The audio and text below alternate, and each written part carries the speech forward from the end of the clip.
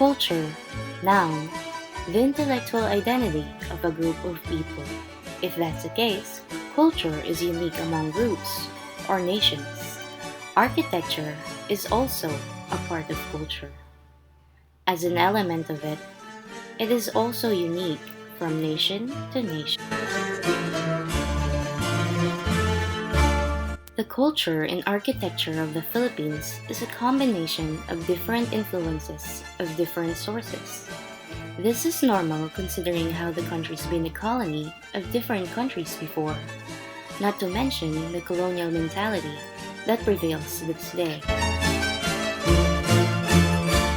Although Filipino architecture is a potpourri of influences, it seems to be the case with other nations as well. The Americans got their neoclassicism from Greco-Roman sources. Simply, Filipino architecture is by Filipino people. But let's look at it deep.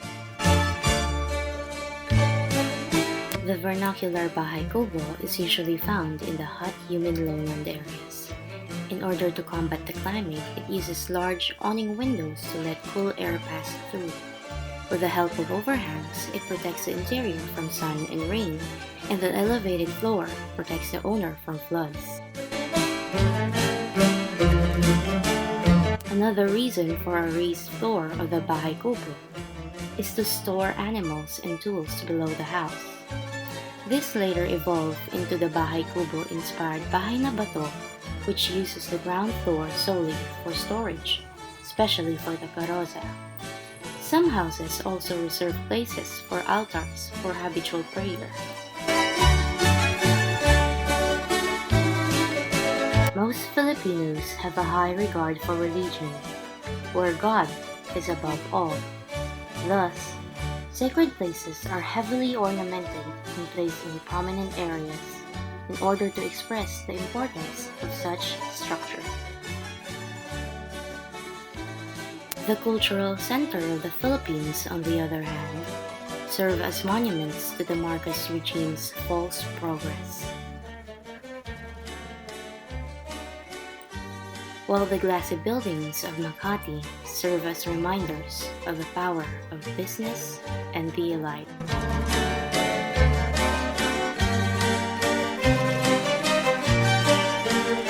This includes banks,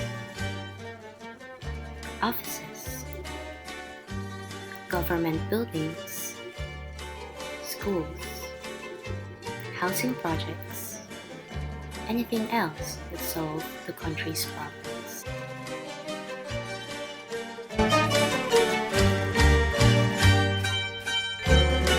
For example, the bright colors and graceful sculptures of the Manila Man can reflect the festive spirits of the Filipinos, or the Filipino muses of the stage carved in the facade of Capitol Theater. The Iloilo Convention Center is reminiscent of Visayan sailboats, while the GSIS imitates the rice terraces of Panawe. There are also heavy inspirations from the vernacular, such as the Coconut Palace. It's true that Filipino architecture is basically chop suey. However, note that Filipino architecture still defines itself well from the rest of the world, especially for the Filipinos.